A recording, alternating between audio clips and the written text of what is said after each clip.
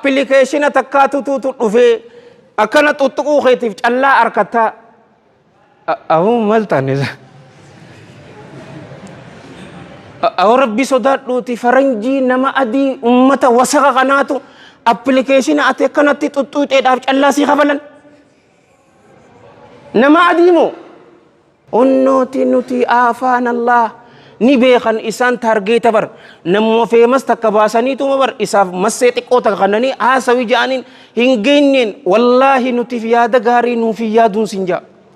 onnoo darasaa koofiyyaa uffattee areeda guddisee qofo application wasan tuttuqa callaa fiddiyee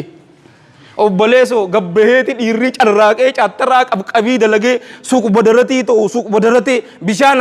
hammaaleetitti callaa fida malee waan saniin wallaahi hin jirtu. والله انجرت